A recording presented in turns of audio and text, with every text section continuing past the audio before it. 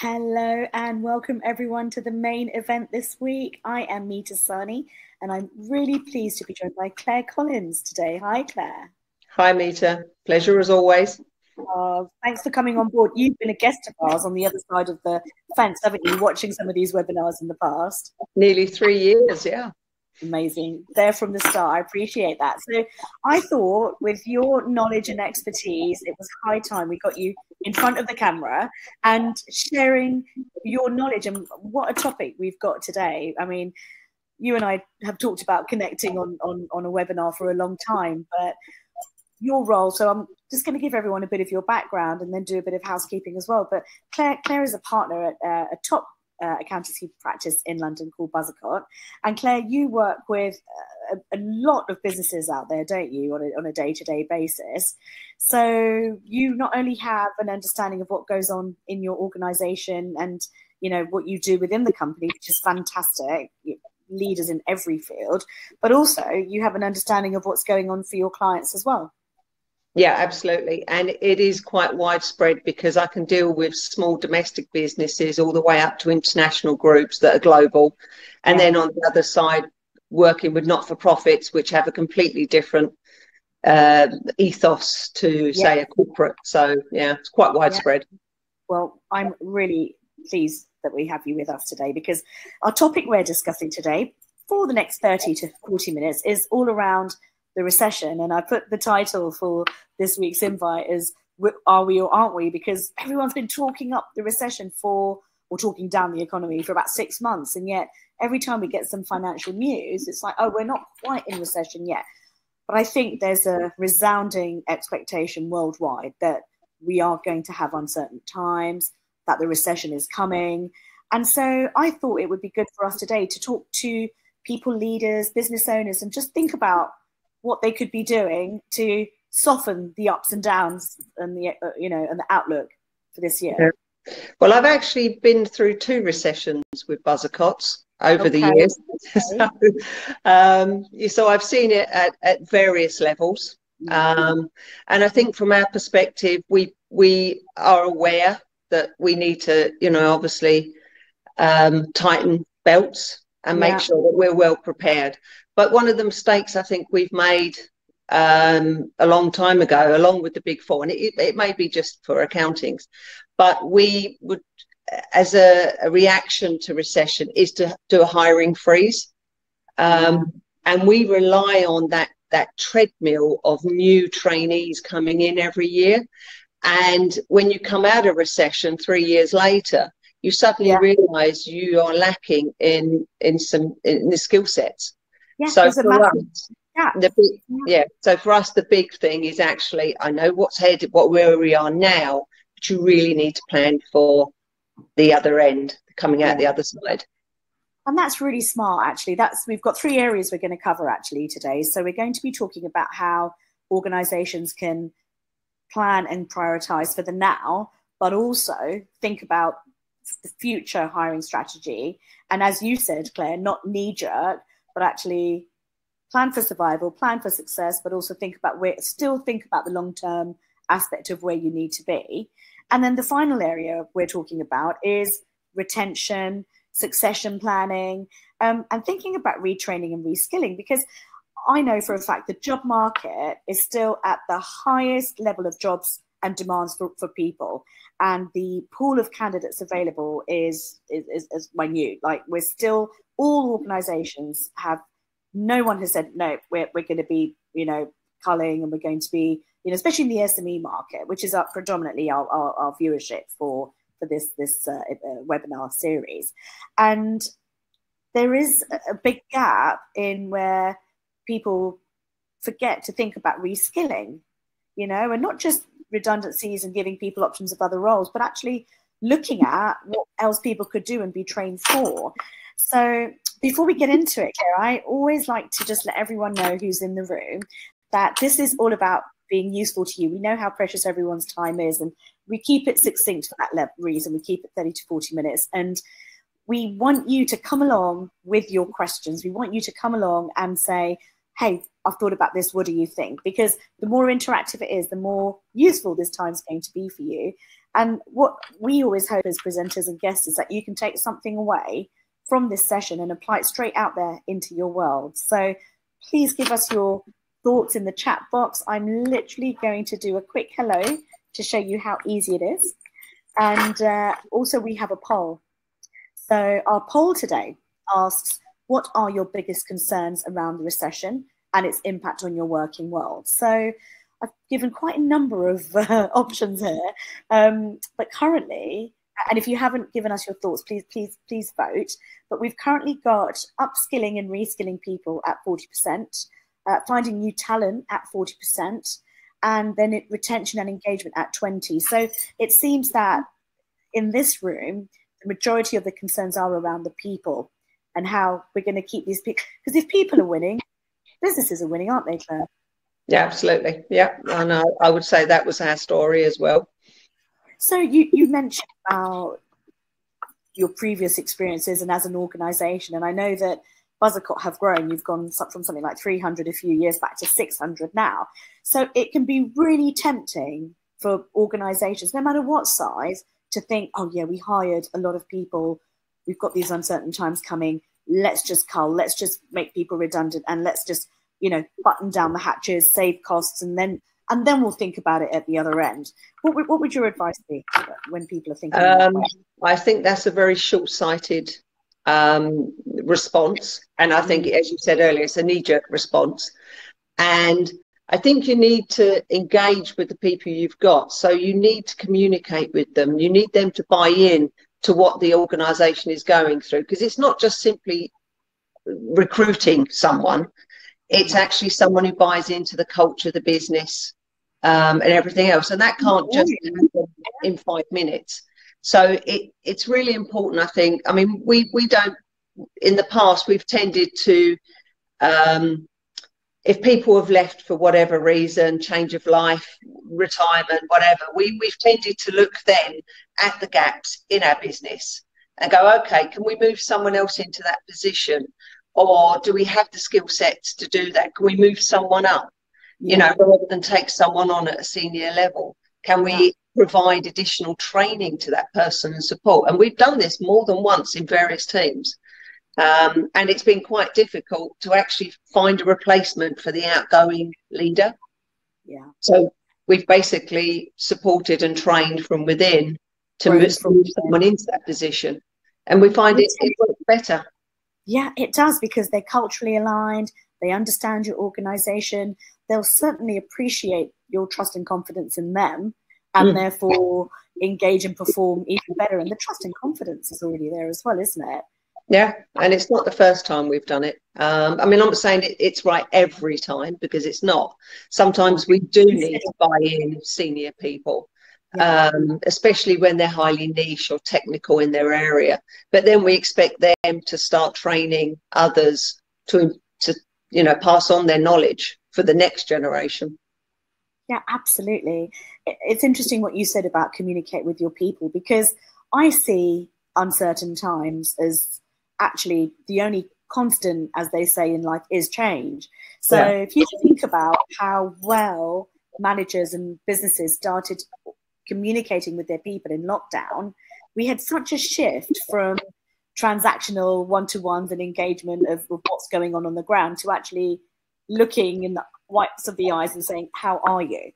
And then understanding not only their career journey, but their personal journey, their familial situations. And that built a kind of trust and confidence that went beyond anything that people had really experienced. And coming back into this hybrid world, which the majority of organizations are doing now, in a way, we're all a little bit displaced, and we still try to keep that communication, but it's not as easy, is it? And so I would definitely say, if we're looking at our first area of our first topic would be how businesses are prioritizing and planning. What I would say is, think back to what you would have done in the recession. Talk to your people. When changes are happening, I think people walk with their feet, not because they don't trust in the business anymore, but they feel like they don't understand the business's journey. So give them business reasons, And that's why. one of the reasons why we as a firm some years ago decided that before COVID, the communication on our strategy and where we're going as a firm is important. So that's why we have an annual AGM as a firm now, where everybody has to attend. And it's not just looking back over our success of the year gone by, but actually looking forward, going, this is our strategy. This is where we want to go. This is where we want to take you. Now, obviously, there's communication on a daily level, but there's also that consultation, communication. And one of the things that we started doing at the start of COVID was weekly comms from our managing partner. Now, as you can imagine, in a firm of 600 people, they may never see him. And that was so important because everybody knew where we were, what we were doing, what we were trying to achieve, even though we were in 500 different homes. And even now we're back in the office, we still have the weekly comms. It just brings everybody together. Yeah. And it's exactly that even if people aren't part of the change and they see something going on in another part of the organization, they understand the why, and therefore they don't lose trust and confidence. And businesses and organizations, they get to retain their people, because just bringing somebody we work in the recruitment space, and we do the majority of our work in finding talent for our clients. But then the next step is helping them embed, helping them be retained, and helping them potentially upskill and go for those promotions, stay in the organization. So, really understanding what the employer journey is key. And, when we're looking at, we're facing another battle, aren't we, really? I mean, no employer I know has said, no, we're letting people go because there's still a shortage. But there are certainly situations where people are going to have to think about restructuring, reskilling. Actually, we've just got a comment from John. I'm going to read that out very shortly. And I think it's important to listen as well, isn't it? So not just tell people what you're doing, but ask people what they understand about it. Keep talking to them. Don't just give them a one-off. Like you said, your managing partners' communications are weekly. And again, I think it's time for empathetic leadership. I don't think it ever stopped, and I don't think it ever will stop. But empathetic, holistic leadership. And one thing that also helps is employee forums, because it gives them a voice, a communal voice that they can then bring back to senior management and go, well, this is what we think, this is what we'd like. And especially when there's a generational difference, when you're talking about recruiting millennials versus Generation Z, their mindsets are different. So you need to adapt and understand what's important to them. Yes, adapt styles of communication. Absolutely. I'm just going to quickly go to the chat box. So John says, I'm all for reskilling, being able to do many things. I have done this and have a vast experience across many industries. Right, Johnson, now you're finding it difficult. Now finding a job is difficult to come by.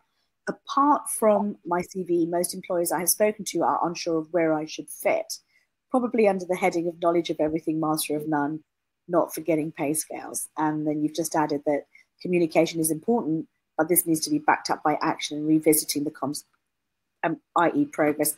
You're absolutely right. When we talk about trust and confidence, you can only build that through an organization saying what they're going to do and then doing it, and then saying, hey, guys, we said we're going to do it and we've done it, and now here's what's next. And then it's sort of a rinse and repeat, isn't it? An ongoing line of communication. Absolutely, yeah. And it is that it does come back to that. You literally have to back up your words with actions.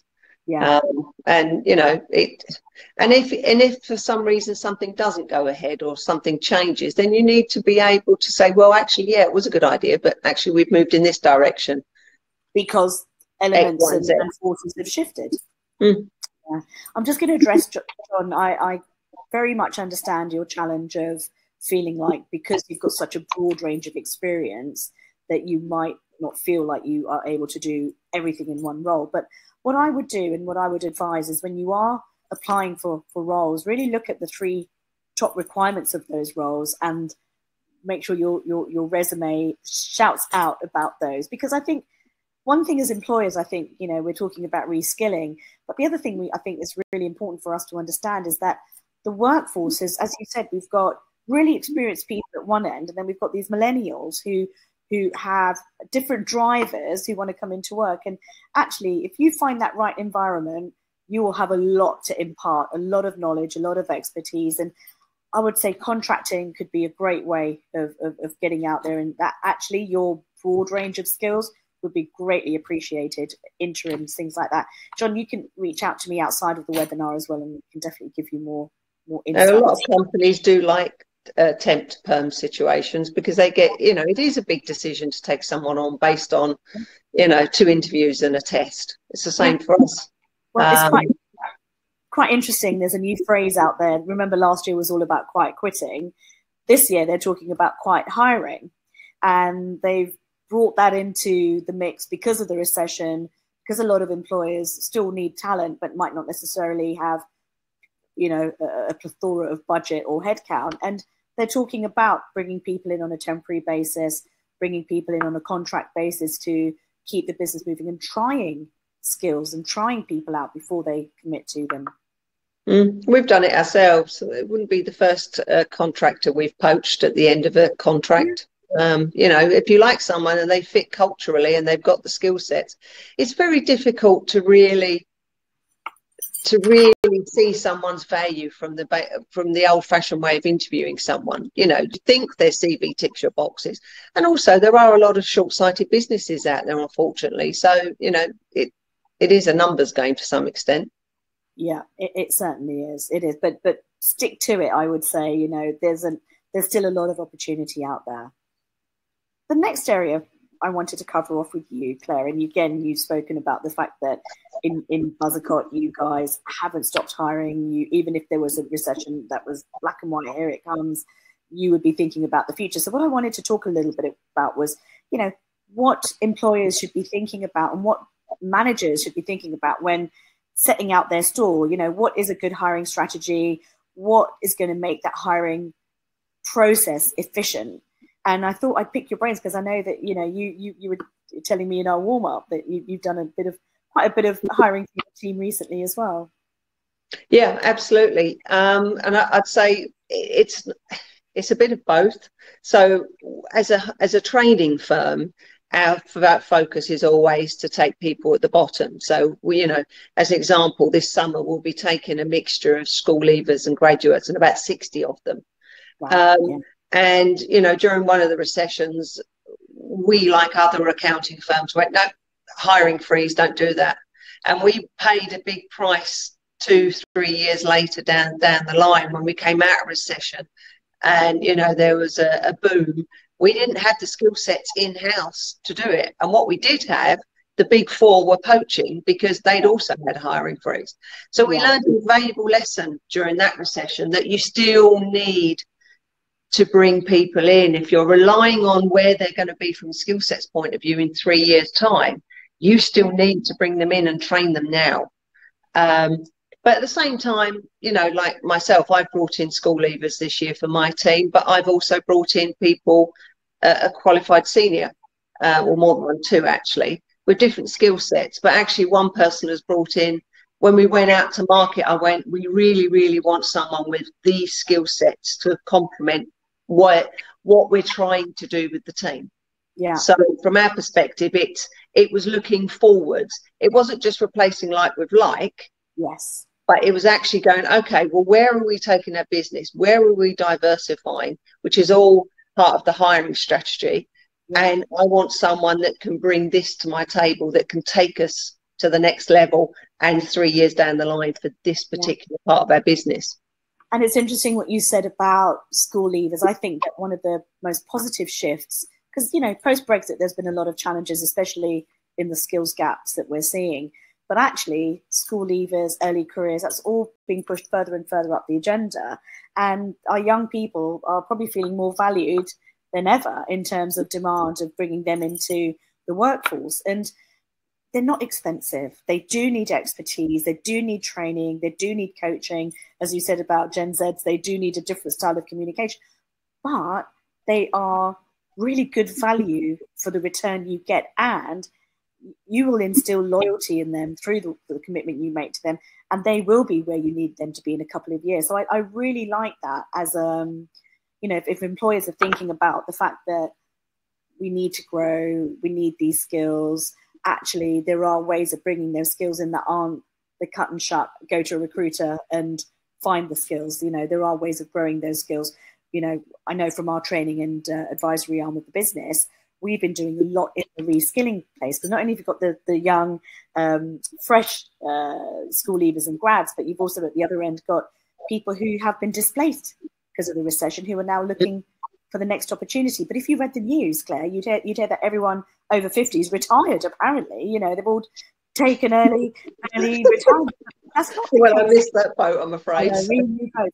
But there are people that would be really open to, being given the chance to demonstrate what they can do. So I would say be creative, I think, is what you're saying as well, isn't it? Don't just look at a job description and think that's the only way I can fulfill it. Break it down into what do I actually need them to do, not what's the title of it, but what do I need people to do? And I think that would be a really smart way to look at your hiring, is not just, a list of titles of role requirements, but actually what do these people do? And it is, and it's not. Don't ever just sit there and think, I'll replace like with like. That's something we never do. Sometimes it's the right thing to do, but even then it might be the same level of person, but you might want a different skill set to bring in that you want to look for or need. And business changes. What I was looking for a year ago is not what I'm looking for now. So as much as as you said, uncertain times, you do still need to think about tomorrow and the next year and where your business is going and where your people can get you there. Yeah. I also feel that being in the hiring space is allowing businesses, and we both work with the not-for-profit world, so we both understand the similarities and differences, but actually both sectors can learn from each other. And one of the things I think the charity sector do really well is define not just the role, but the people that are passionate about what they do. And I do think that the commercial world have started to catch up with their diversity policies, their social responsibility that they put out there, and really thinking about impact that they have on the world, not just in their product, but being good for the world as well as just good in the world, So I think attracting people based on not just what you do, but who you are and your why, why you do what you do, I think is really important. But I would say you will build benches of people. As we know, when we're hiring, we get 100 responses, of which 10, I know, time consuming. That's why we're in business, Claire, so I don't mind that bit. And ultimately within that group of 100 people, you might actually find one eventually that's right for you, but there'll be maybe 5 to 10 that actually fit your culture. So, well, as an example, I've just been recruiting recently for someone, and to take it to two examples. Last year, I was recruiting for a position, qualified senior position, and I have interviewed and recruited. I can't tell you how many thousands of CVs I've reviewed over the years at various levels. And I almost passed on this CV. I almost passed on it, even with my experience. And I didn't, because I thought, well, let's just see him, And honestly, he turned out to be one of the best hires I've ever had. Wow. And even now, I get palpitations that I almost passed based on a CV. It's quite scary. And at the moment, where we've recruited someone else, we whittled the CVs and the interviews down to 4 potential candidates, 4 very different people, different experiences. And there was an out-and-out winner for the position. But because we're recruiting elsewhere within business services, we've immediately thinking, okay, well, we could still have a position for these people and fill the gaps in their experience, their skill gaps. They could be a good fit for us culturally. So we may end up taking all 4 of them. Who knows? Yeah, and that's what it's about, isn't it? Building out that bench, because if you spend that time to do the search and then you find people who are in your world, just talk to them monthly, just check in where they are, because down the line you'll start slotting people in at the right time. And it does take time, but I would say that is probably a really smart strategy for these times, which is, you know, don't just assume we're closing doors. And I think we probably made that mistake back in 2008, where we consolidated as we knew we'd have to. And then coming out the other end, a lot of people had left the sector. And so all of a sudden, I realized that had we kept our hand in the process, we would maybe have had 5 to 10 people we knew we were connected with, we knew they were culturally aligned, who might have been ready to come on board. So we also, like you yourselves, we've learned that actually there should always be an underlying hiring process going on. Oh yeah, absolutely. Even if it's a long-term, mid-term process. Yeah, you've got to, it's never about just today or filling today's seat. It's not. And even though we're talking about restructures and recessions, there is a lot of poaching going on. I don't know whether you see it in your world, but everyone out there are hearing that their people got headhunted, that, you know, heads were turned by huge salaries, but there's also a lot of counter offering going on. Employers are paying ridiculous increases to retain their talent. And what was really interesting, I did a webinar a few weeks back, and people spoke about the fact that actual feedback and appreciation was valued 8 times more than the salary review. Like literally people want to be heard, understood and valued. And it brought me to thinking about rewards and benefits, and the fact that that's come along so much, hasn't it, in the last few years, again, because people are really being honest about what they want from their working life. Yeah. I know you mentioned that in your organization, you've been through your own sort of consulting period and built out that offering as well. What do you think is important in rewards and benefits offering? I think there's a generational difference. So as an example, because I'm a lot older and, you know, been molded in a very different way, I have to, the things that are important to me are not necessarily what's important to, say, the managers in my team who have young families. So they, you know, they're very specific to them. I need training, I need leadership support, I need to know where I'm going to the next stage. You know, it's all about career, getting from A to B to C, improving their income, improving their career prospects, you know, in a short term, how do I get from where I am to partner in 10 years? That kind of thinking. So and then, and then when you take a school leaver who's 18, they're sitting there going, well, what's your CSR policy? I want to give back. I want to do volunteering. What's your recycling policy? You know, I'm not interested in pensions. I need to know what training you're going to give me. You know, when am I going to be a qualified accountant? You know, and for people like me, I value incredibly that that we get access to Bupa GPs and Bupa wellness. You know, and the number of times I've been able to just phone Bupa and go, I need an appointment in 2 hours for something minor. Whereas you can imagine doing that with your GP. So, you know, the younger generation are a lot healthier going, no, it's not really that important. So I think it's having a broad range of benefits to tailor to your different generations.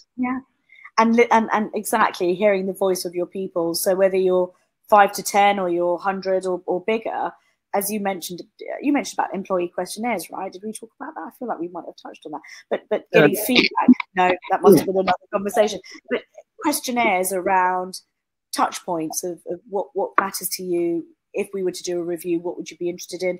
And actually, I think understanding that one size does not fit all, I think one of the nicest approaches to rewards and benefits are when employers almost treat it a bit like you've got an allowance for your rewards and benefits, and this is the things you could take from it. Harder to sort of manage, but definitely probably more impactful for people. Well, we do quite a lot. I mean, we have mental health first aiders, and in fact, as a firm, we said, look, every time we get another 10 people, it doesn't matter how many we have in the firm, we don't care. As long as we have another 10 people that want to do the training, we'll pay for it. So, you know, we might have 20 in the firm. The firm doesn't care if we have 50. They just like, right, as soon as we get another 10 names, we'll train another 10 people. You know, that last year it was Revolution News, they implemented a menopause plan. you know, and, you know, things like that. And it's staying ahead as well of seeing what the marketplace is asking for, what they want, what they think is important for them, because that changes from one year to the next. In our world of social media, it can change week on week, but the menopause bill was just thrown out by the government, which is surprising, but employers can still do the right thing. And again, I think what you've touched on there is being specific and not just general, because I think sometimes employers can offer all these benefits, but they're not in touch with what the people want. So I would say, as I mentioned at the beginning, listen to your people, talk to your people, do some surveys, find out, and say, look, we have uncertain times coming. These are the ways this will impact us. We'll keep you in the loop on that. But in the meantime, we want you to have a good experiential journey still working for our organization. What would help with that? You know, so I definitely think that there's communication above all is the sort of grassroots of success in uncertain times. No, it is. And it is part of making people understand what your culture is, even if it's a firm of 10 people versus our 600. Our culture has never really changed. We've grown. We just have to work harder at it to make sure that everybody's still on board with it, which comes from communication on a one-to-one level, at a strategic level, you know, and that's the purpose of our AGM each year, is so that everybody there can see what our vision is. Yeah.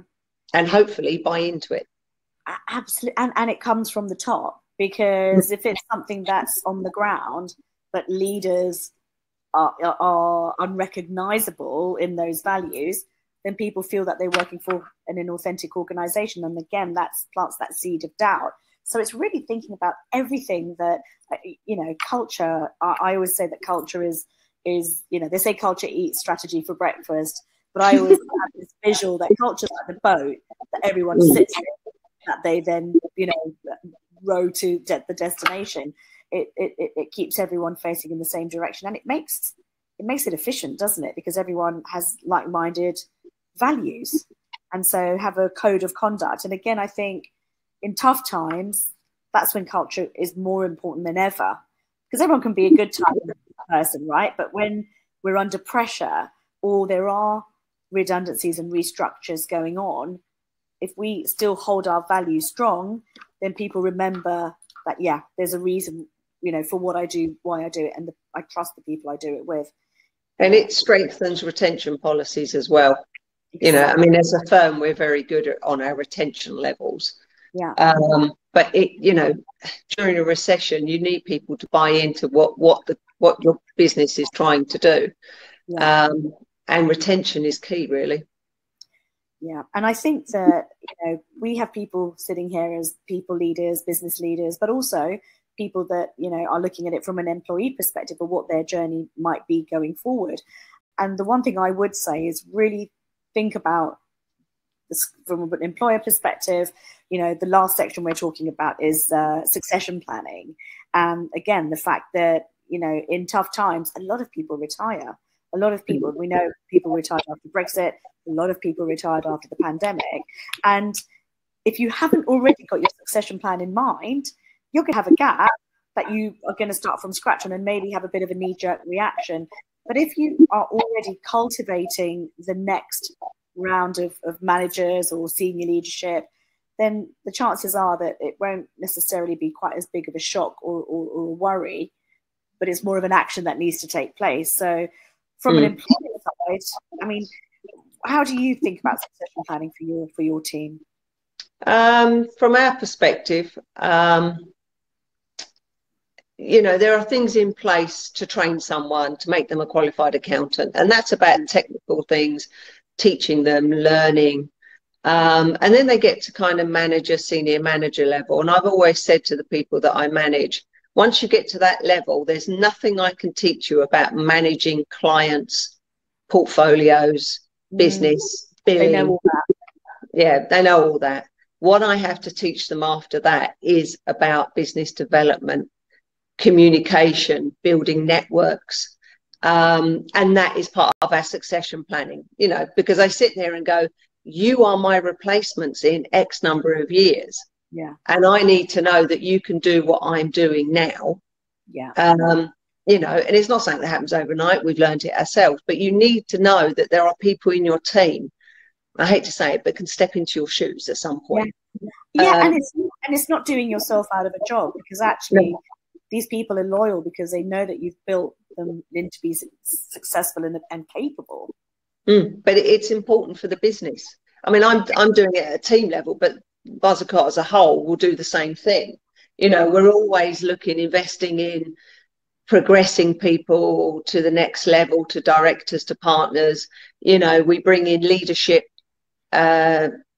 training. And as soon as someone gets to a qualified kind of supervisor level, they're entitled to management training. So it gives them actual, you know, it's nothing to do with technical. It's actually those soft skills that they need to take those next levels. Exactly. Building in people, making sure you've got people that think laterally, you know, not outside the box. I don't really like that saying, but they think laterally, because you need people that can see an idea, take it forward, diversify your business. Otherwise you fall behind. Yeah, and the risks are that not only do you fall behind, but you will also potentially lose those people that are ready for the next step, or to be nurtured and coached and grown. Some other company will call them and say, hey, let us do all this for you. So again, it's a great tool. That is an important part of it, keeping your finger on the pulse of what's happening in the market, so you don't fall behind in what you're offering in terms of progression, because progression is succession. You know, and I know small firms possibly can't, you know, offer executive coaching like our firm does, you know, and the rest of those leadership, but there are many things senior leadership can do in a small firm to impart the knowledge and the training and invest in the next generation that's moving up. Yeah, indeed. John actually says, succession planning is a much undervalued process.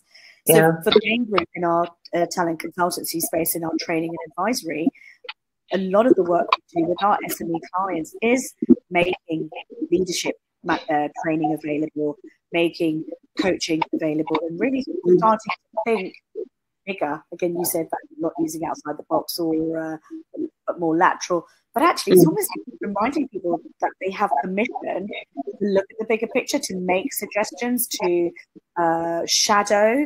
And that doesn't have to be a big organization to do that. But what you do then keep is people's interest, and they feel invested in.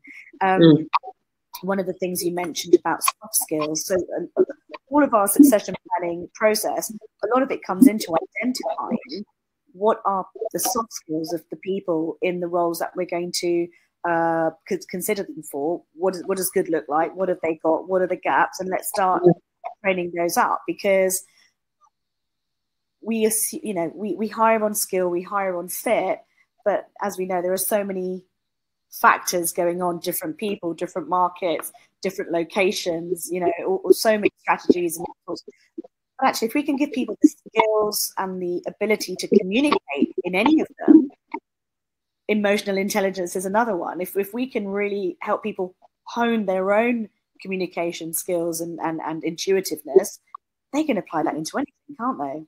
Yeah. And also, I think I read something in an article last year before. They were saying about a lot of companies make the mistake of the article was specifically about boards, but it applies to any team, that they hire in their own likeness, and that makes a weak team. You need to, you know, it's not about skill sets, it's about personalities as well. You need a diverse team to make it a stronger team, and that comes into your succession planning. You need to cover all your bases for the outgoing people, the team orientated, the technical people that are not that way inclined. You know, you need to kind of think about all of the skills from a personality as well as a skill set point of view that your team needs. Yeah, absolutely. And diversity at the center of all of this, because if every person in the organization, regardless of background and all the protected characteristics, feel seen and valued and understood, then they will not only be loyal, be trusting, but they will attract more like themselves into the organization. You'll have every employee will become an ambassador. And I think that is the sweet spot, when it's not just the talent acquisition team or directors or managers saying, hey, let's look for people, but when everyone is so proud to work for the organization they represent, that they're saying to people, you know what, we're looking for you, why don't you come and interview? That's when you've got scale and real power. So Claire, I've just seen the time. I can't quite believe that we're already at the end of this session, and just want to say thank you to everyone for your input today. John actually has summed up, I think, where we started from, and he's brought this in at the end as well, which is to say communication is important, not only to manage concerns, but when taking the job, but also where the organisation is going. And I think that brings us full circle where we started, which is talk to your people, tell them what your plans are, tell them why you're having to make these decisions in your organisation, and follow through with what you're going to do. And if it has to change, let them know that it's going to change. And also, don't be afraid to plan for succession. It's going to happen. You know, the next generation is not going to take your job, but you need to train them, plan for it. Don't be afraid of keeping them where they are to keep your own job safe, because that's not what the business needs. No.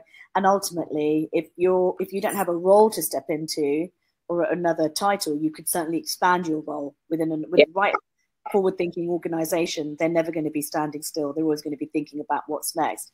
So get started is what I say. And what I would also wanted to do is quickly look at the poll, actually. So the question today was, what are your biggest concerns around the recession and its impact on your working world? And we've got the final results now. So in second place, we have two areas, which were retention and engagement of employees, and also the concern around restructures and redundancies. And they both do go hand in hand. But we have two joint top items, which are finding new talent. So there we go. You would think in a recession, people would be culling, but no, organizations still looking for good people, and then upskilling and reskilling. So Claire and I are obviously available now in this session. We're going to record this session. So we recorded it and we're going to send it out to you. If you feel there are people that would benefit from it, please feel free to share it. But we're also on LinkedIn. So if you have any questions or thoughts or things that you want to talk about which weren't covered today, please don't hesitate to reach out. Absolutely. Well, I'm going to tie things up today. I could talk for hours, but we're not going to. We're going to respect the time limitations and everyone's time. And I really appreciate you giving us your time today and expertise and coming along to the main event today. Pleasure as always, Meeta. Brilliant. Well, we're back next week. So have a great week, everyone. And bye for now. All the best. See you. Bye.